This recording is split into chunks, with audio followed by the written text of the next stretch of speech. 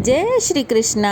कैसे हैं आप लोग? उम्मीद करती हूँ अच्छे होंगे। एक बार फिर से स्वागत है आपका अपने चैनल में। कान्हा जी की कृपा आप सब पर बनी रहे। आज आप सुनेंगे ज्येष्ठ मास महात्म्य अध्याय 5।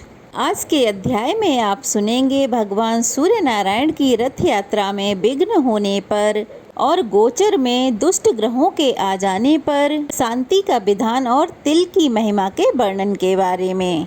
तो कथा शुरू करते हैं। भगवान रुद्र ने पूछा, हे ब्राह्मण, आप पुनः रथ यात्रा का वर्णन कीजिए। श्री ब्रह्मा जी कहने लगे, हे रुद्र, रथ को धीरे धीरे सम मार्ग पर चलाया जाए, जिससे रथ को धक्का आदि ना लगने पाए। फिर मार्ग की शुद्धि के लिए प्रथम प्रतिहार और दंडनायक प्रथम उस मार्ग में जाएं।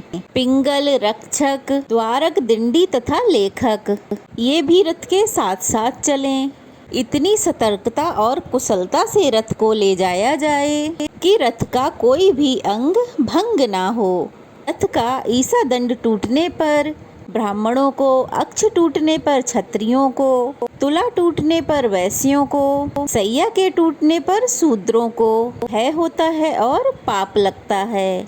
युग के भंग से अनावृष्टि, पीठ के भंग से प्रजा को भय, रथ का चक्र टूटने से शत्रु सेना का आक्रमण, ध्वजा के गिरने से राजभंग तथा प्रतिमा खंडित होने से राजा की मृत्यु होती है। छत के टूटने पर युवराज की मृत्यु होती है।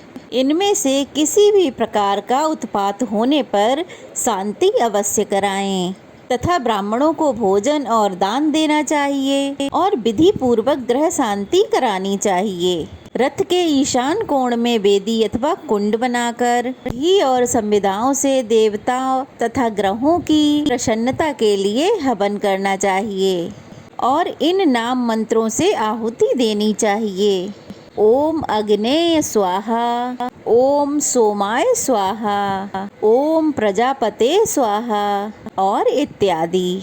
यानी कि इसके अलावा भी और बहुत सारे मंत्र हैं जो आप पंडित जी से, पुजारी जी से पूछकर कर सकते हैं।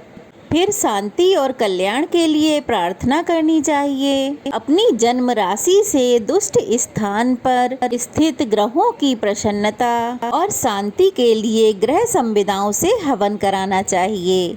यह संविदाएं प्रदेश मात्र लंबी होनी चाहिए। सूर्य के लिए अर्घ की, चंद्रमा के लिए पलाश की, मंगल के लिए खदिर की, बुध के लिए अपामार्ग की, बृहस्पति के लिए पीपल की, शुक्र के लिए गूलर की, शनि के लिए समी की, राहु के लिए दूर्वा की और केतु के लिए कुशा की ही संविदा हवन में प्रयोग में लानी चाहिए।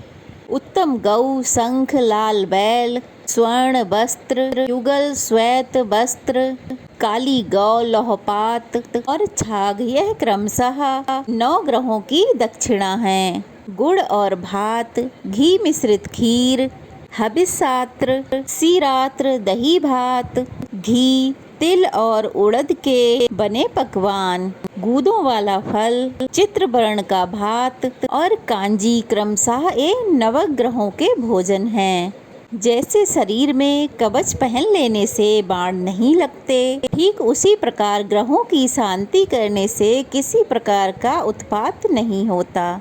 अहिंसक, जितेंद्रिय, नियम में स्थित और न्याय से धनार्जन करने वाले पुरुषों पर ग्रहों का सदा अनुग्रह बना रहता है।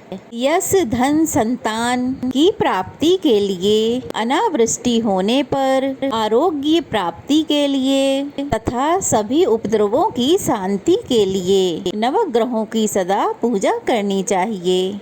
संतान से रहित, दुष्ट संतान वाली, मृत बत्सा, मात्र कन्या संतान वाली स्त्री, संतान दोष की निवृत्ति के लिए, जिसका राज्य नष्ट हो गया हो वह राज्य के लिए, रोगी पुरुष रोग की शांति के लिए अवश्य ही ग्रहों की शांति करें, ऐसा विद्वानों ने कहा है। ग्रहों की प्रतिमा ताम्र, स्फटिक, रत्न, चंदन, स्वर्ण, चांदी, लोहे और शीशे आदि की बनवाकर अथवा इनके चित्र का निर्माण कराकर जिस ग्रह का जो वर्ण हो उसी रंग के वस्त्र और पुष्प उन्हें समर्पित करें। गुग्गल का धूप सभी को अर्पित करना चाहिए। नवग्रहों के मंत्रों से एक एक करके नामों से संविदा, घी, शहद, दही की 108 अथवा 28 आहुतियाँ दें और ब्राह्मणों को भोजन कराएं। फिर उन्हें यथाशक्ति दक्षिणा भी दें। जो ग्रह उनके गोचर कुंडली में दुष्ट स्थान पर स्थित हो, उसे उस ग्रह की यत्न पूर्वक पूजा करनी चाहिए। महादेव, मैंने इन ग्रहों को ऐसा वर दिया है कि लोगों द्वारा तुम सब पूजित हो। राजाओं का उत्थान और पतन तथा मनुष्यों का उदय, संपत्तियों का नाश, यह सब ग्रहों के अधीन है। इसलिए ग्रह शांति अवश्य करानी चाहिए।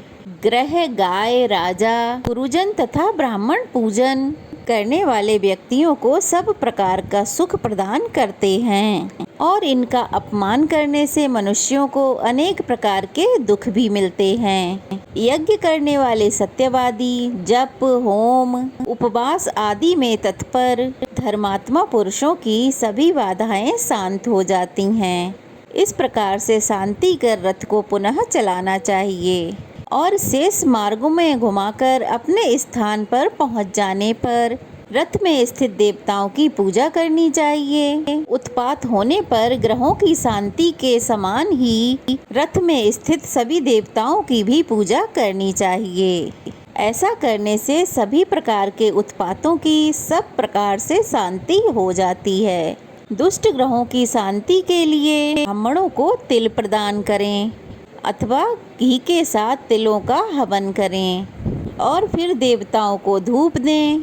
तिल देवताओं के लिए स्वाहा रूप, पितरों के लिए सुधा रूप, अमृत तथा ब्राह्मणों के लिए आश्रय स्वरूप कहे गए हैं। यह तिल कश्यप के अंग से उत्पन्न हुए हैं और देवताओं तथा पितरों को अति प्रिय हैं। स्नान, दान, हवन, तर्पण और भोजन में परम पवित्र माने गए हैं। इस प्रकार ग्रहों और देवताओं का पूजन कर भगवान सूर्य की प्रतिमा को रथ से उतारकर मंडप में स्थापित करें। फिर विघ्न बाधाओं की शांति के लिए दीप, जल, जौ, अक्षत, कपास के बीज, नमक तथा धान की भूसी से आरती कर पत्नियों सहित सूर्य नारायण को वेदी के ऊपर स्थापित करें। वहाँ पर 10 दिन तक उनकी विधिवत पूजा करें। 10 दिन तक यह होने वाली पूजा 10 साहिका ये पूजा कहलाती है। इस प्रकार पूजन कर भगवान सूर्य नारायण को पूर्व स्थान पर स्थापित करें। आज का अध्याय यहीं समाप्त हुआ। अगले अध्याय में आप जानेंगे सूर्य नारायण की रथ यात्रा का क्या फल प्राप्त होता है और आप जानेंगे रथ सप्तमी तथा भगवान सूर्य नारायण की महिमा के बारे में।